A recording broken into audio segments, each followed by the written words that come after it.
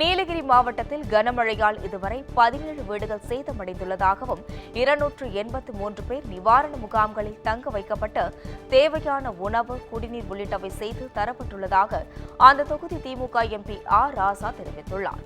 ஊட்டியில் செய்தியாளர்களிடம் பேசிய அவர், வனப்பகுதிகளில் உள்ள குடியிருப்புகளுக்கு மின் விநியோகம் விரைவில் கிடைக்க பணியாளர்கள் சீரமைப்பு பணியில் ஈடுபட்டு வருவதாக கூறினார். நீலகிரி மாவட்டத்தில் அபாயகரமான மரங்களை கண்டறிந்து விரைவில் அகற்ற நடவடிக்கை எடுக்கப்படும் என ஆர் ராசா தெரிவித்துள்ளார்.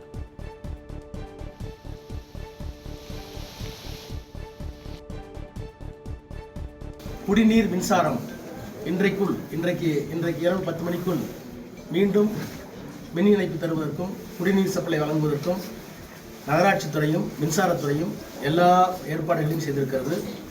சில இடங்களில் மின்கம்பங்கள் சாய்ந்திருந்து அவைகளை தூரத்து கிராமங்களில் இருக்கின்ற கிராமங்களுக்கு மின்சாரம் தருவதில் இன்னும் ஒரு நாள் சுணக்கம் ஏற்படலாம். அந்த பணிகளையும் விரைவாக செய்து முடிக்க சிறப்பு செயல்களை எல்லாம் செய்வதற்கு அந்தந்த துறைகளின் சார்பில் வேலைகள் முடிக்க வைக்கப்பட்டிருக்கின்றன.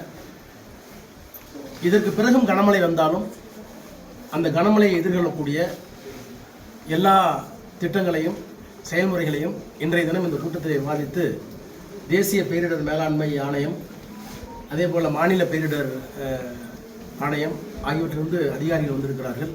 எனவே எப்படிப்பட்ட சேதாரங்கள் ஏற்பட்டாலும் அவற்றையெல்லாம் எதிர்கொள்ளக்கூடிய சக்தி வாய்ந்த ஒரு அமைப்பை மாவட்ட நிர்வாகத்தின் சார்பில் மாவட்ட ஆட்சித்தலைவர்களும் அரசு செயலாளர்களும் ஏற்படுத்தியிருக்கிறார்கள். எனவே மக்களுக்கு எந்த விதமான பயமும் பீதியும் தேவையில்லை. அரசு உங்களோடு இருக்கிறது.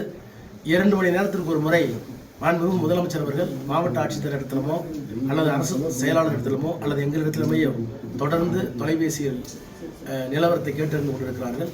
எனவே நீலகிரி மாவட்ட மக்கள் அச்சப்பட தேவையில்லை. நாங்கள் உங்களோடு இருக்கிறோம். அரசு உங்களோடு இருக்கிறது.